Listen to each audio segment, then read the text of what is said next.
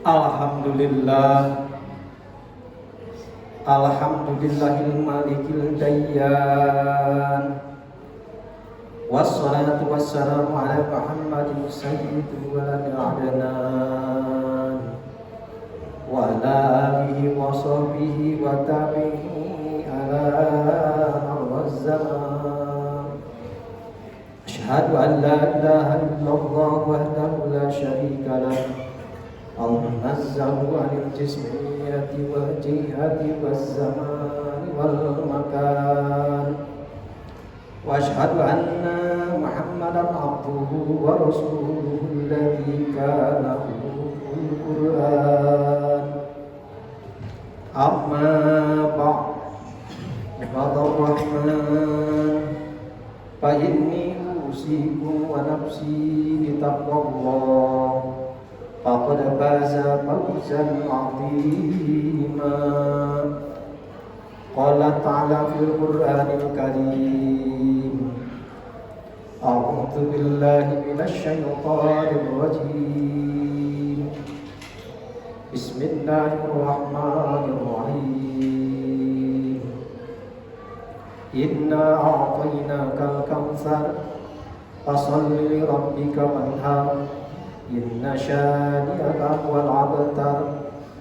Amma ba'd, ayyuhal hafidun, ittaqullaha haqqa tuqatih wa la tamutunna illa wa antum muslimun. A'udzu billahi minasy syaithanir rajim. Tajawwadu fa inna khairaz zadi taqwa wattaquni ya ulil albab. Hadirin sidang Jumat rahimakumullah, tidak bosan-bosannya khotib berwasiat, marilah kita sama-sama tingkatkan ketakwaan kita kepada Allah, sebab hanya dengan takwa itulah manusia akan diselamatkan oleh Allah dunia dan akhiratnya. Dan dengan takwa itu, kata Allah, itu adalah bekal yang sebaik-baiknya bekal. Ketika kita hidup untuk menghadapi mati dan untuk menghadapi alam yang kita nanti huni. Dunia itu fana, akhirat itu baqo. Artinya dunia sebentar, sementara di akhirat langgeng atau baqo. Oleh karena itu kita dituntut untuk menjadi orang yang cerdas. Orang yang cerdas itu adalah orang yang bertakwa. Orang yang cerdas itu berbanding lurus dengan orang yang bertakwa. Ketika ketakwaan seseorang itu bagus, maka dia layak menyandang ulul albab. Dan itu kata Allah. Kata Allah, tazawwadu fa inna khairaz zadi taqwa wattaquni ya ulil albab. Berbekallah kalian, sesungguhnya sebaik-baik bekal itu adalah takwa. Dan takwalah kalian kepadaku, ya ulil albab, wahai orang-orang yang berakal. Takwa dan orang berakal oleh Allah disandingkan. Mafhum mukhalafahnya adalah ketika orang tidak bertakwa, maka jangan heran kalau dikatakan sebagai orang yang bodoh. Orang yang ulul albab bukan hanya pintar dalam urusan dunia, mungkin hebat dalam segala hal, tetapi ketika tidak dibarengi dengan takwa, maka apa yang dia miliki itu tidak ada gunanya, hanya sebatas untuk kesenangan dunia. Tapi takwa yang benar-benarnya takwa adalah ketika barometer yang ada pada dirinya menunjukkan sikap mampu untuk melaksanakan segala perintah Allah dan menjauhi segala larangannya, maka itu adalah sejatinya takwa. Dan itu kata Allah dikatakan orang yang ulul albab, orang yang berakal, orang yang cerdas akalnya, spiritualnya hebat, itu yang namanya ulul albab. Oleh karena itu hadirin, mudah-mudahan ketakwaan kita menjadi ciri kita menjadi orang yang ulul albab, dan itu menjadi wasilah Allah Subhanahu wa taala menempatkan kita menjadi orang yang tinggi derajatnya di hadapan Allah dunia dan akhirat. Yang kedua, mari kita sama-sama renungkan bahwa nikmat yang telah Allah berikan kepada kita itu sangat banyak. Bahkan Allah mengatakan la tuhsuha. Seandainya engkau menghitung-hitung nikmatku, tidak akan mungkin engkau bisa menghitungnya. Maka pandai-pandailah bersyukur kepada Allah. Sebab nikmat yang begitu banyak yang telah Allah limpahkan kepada kita, maka seharusnya dengan nikmat yang banyak itu harus menjadi dorongan kita untuk menjadi lebih dekat kepada Allah Subhanahu wa taala. Ketika nikmat itu jauh dari Allah, maka namanya kufur nikmat. Ketika seseorang sudah kufur nikmat, maka azabi lasyadid. Siksaannya kata Allah lebih pedas. Mungkin di dunia senang, tetapi ingat di akhirat Allah akan memperhitungkan segalanya.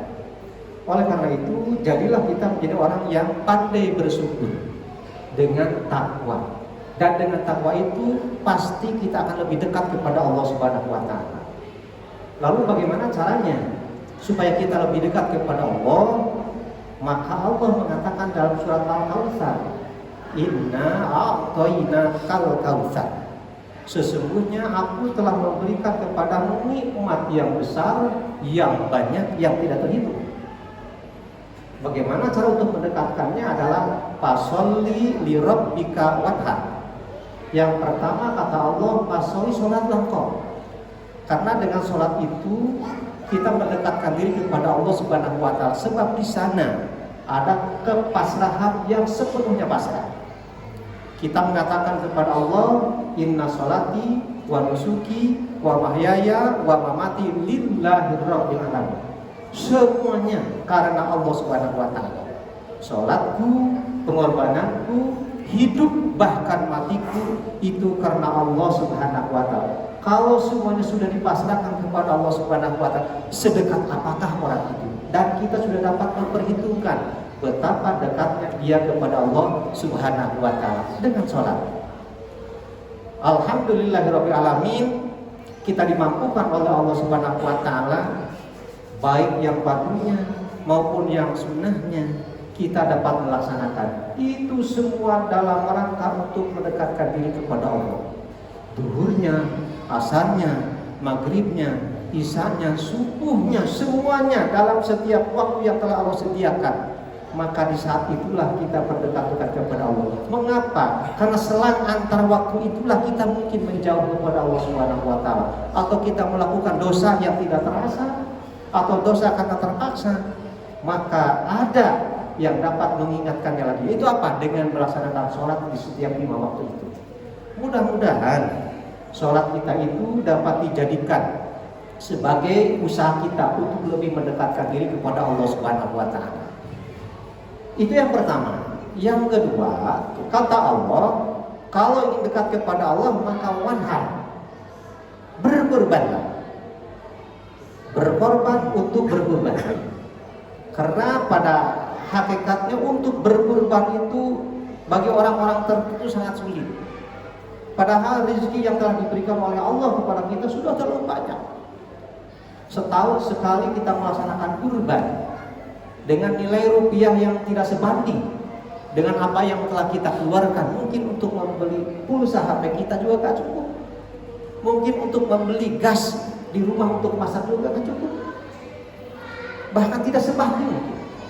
Oleh karena itu, ketika seseorang sudah mampu melaksanakan kurban setiap tahun, maka bisa dikatakan bahwa orang tersebut adalah orang yang berusaha untuk sekuat tenaga mendekatkan diri kepada Allah Subhanahu wa taala. Rasul semenjak ditetapkannya kurban itu tidak pernah beliau melepaskannya. Bagi Rasul itu wajib. Mengapa? Karena beliau mengatakan sesuatu perkara yang aku wajibkan tapi umatku sunnahkan. Salah satunya adalah satu witir, yang keduanya sholat duha, yang ketiganya adalah kurban. Kata Nabi, bagiku itu wajib, sedangkan bagi umatku adalah sunnah. Karena sunnahnya tidak pernah Rasul melepaskannya, maka para ulama mengkategorikan itu sebagai sunnah muakkad, sunnah yang sangat dikuatkan. Itu kata Imam Syafi'i, kata Imam Hambali, kata Imam Maliki, bahkan Imam Hanafi mengatakan yang namanya kurban bagi seseorang yang sudah mampu itu hukumnya wajib. Mengapa demikian? Karena berdasarkan hadis Nabi Shallallahu Alaihi Wasallam, kata Nabi, ketika seseorang diberi kemampuan untuk melaksanakan kurban, diberi rezeki yang banyak, mampu untuk berkurban, tapi tidak bisa melaksanakan kurban, kata Nabi, engkau jangan berdekat-dekat dengan tempat sholatku, engkau jangan berdekat-dekat dengan masjidku. Artinya apa? Ini larangannya keras sekali. Oleh karena itu, mudah-mudahan kita dimampukan oleh Allah Subhanahu wa taala pada tahun ini kita bisa melaksanakan kurban. Di dalam kurban itu bukan hanya aspek ibadah yang sifatnya vertikal, tetapi Islam mengajarkan ada ibadah yang sifatnya horizontal. Karena apa? Ada kepedulian di dalam kurban, di mana seseorang yang melakukan kurban, sepertiganya dia berhak untuk memakan, sepertiganya berhak untuk karib kerabatnya, sepertiganya lagi berhak untuk tetangga terdekatnya. Bahkan sebagian ulama mengatakan meskipun orang yang ada di sekitar kita itu sudah berkecukupan, itu berhak untuk menerima kurban itu. Bahkan sebagian ulama mengatakan ketika ada seorang non muslim sekalipun yang ada di sekitar kita, maka diperbolehkan untuk diberi kurban. Itu menunjukkan bahwa Islam rahmatan lil alamin, rahmat untuk seluruh alam. Hadirin rahimakumullah, banyak sekali pelajaran-pelajaran yang dapat dipetik dari kurban. Tapi yang paling penting adalah bagaimana kita berusaha sekuat tenaga agar tahun ini kita mampu untuk berkurban. Itu salah satu cara kita untuk lebih mendekatkan diri kepada Allah Subhanahu wa taala. Dan mudah-mudahan kita dimampukan oleh Allah Subhanahu wa taala untuk melaksanakan itu semua. Nabi menegaskan sesuatu hal yang lebih aku cintai dari Bani Adam ketika kita sampai pada Idul Adha. Apa itu? Menyembelih hewan. Nanti di yaumil qiyamah itu akan datang dengan tanduknya, datang dengan kuku-kukunya, datang dengan bulu-bulunya. Itu semua.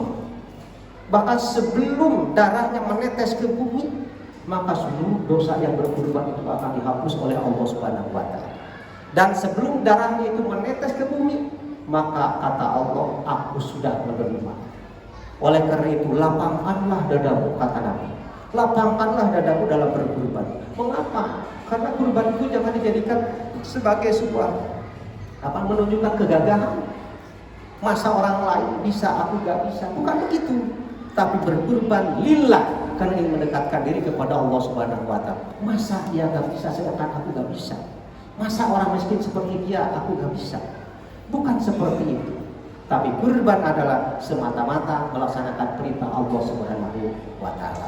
Hadirin rahimahullah, mudah-mudahan tahun ini kita dimampukan oleh Allah Subhanahu wa taala untuk bisa melaksanakan kurban. Amin ya Allah ya rabbal alamin. Barakallahu li wa lakum bil Qur'anil Karim wa nafa'ani wa iyyakum bima fihi minal ayati wa dzikril hakim. Innahu wal ghafurur rahim.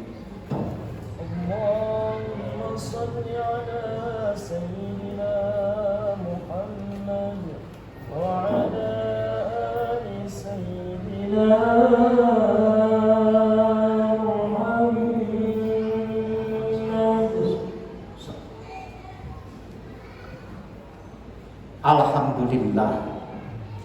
Alhamdulillahi wa kafa, wassalatu wassalamu ala nabiyil mustafa wa ala alihi wa sahbihi ahli sidqi wal wafa.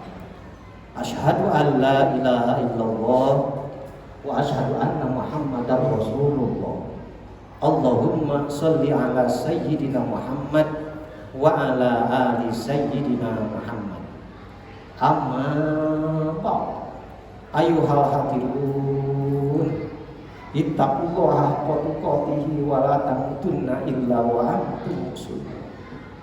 Innallaha wa malaikatahu yusholluna 'alan nabi. Ya ayyuhalladzina amanu shallu 'alaihi wa sallimu taslima. Allahumma shalli 'ala sayyidina Muhammad wa 'ala ali sayyidina Muhammad kama shallaita 'ala sayyidina Ibrahim wa 'ala ali sayyidina Ibrahim wa barik 'ala sayyidina Muhammad wa 'ala ali sayyidina Muhammad kama barakta 'ala sayyidina Ibrahim wa 'ala ali sayyidina Ibrahim fil 'alamin innaka Hamidum Majid. Amin ya rabbal alamin. Allahumma ighfir lil mu'minina wal mu'minat wal muslimina wal muslimat al ahya'i minhum wal amwat. Rabbana hab lana min azwajina wa dhurriyyatina qurrata a'yun waj'alna lil muttaqina imama. Allahumma ighfir lana dzunubana wa dzunuba abaina wa dzunuba ummahatina wa dzunuba auladina wa dzunuba ikhwanina wa dzunuba sultanina wa dzunuba ustadina wa dzunuba jami'il muslimina wal muslimat wal mu'minina wal mu'minat bainal masyriq wal maghrib. Rabbana atina fid dunya hasanah wa fil akhirati hasanah wa qina adzabannar. Ibadallah, innallaha ya'muru bil 'adli wal ihsan wa ita'i dzil qurba wa yanha 'anil fahsya'i wal munkari wal baghi ya'idukum la'allakum tadhakkarun wa la dzikrullahi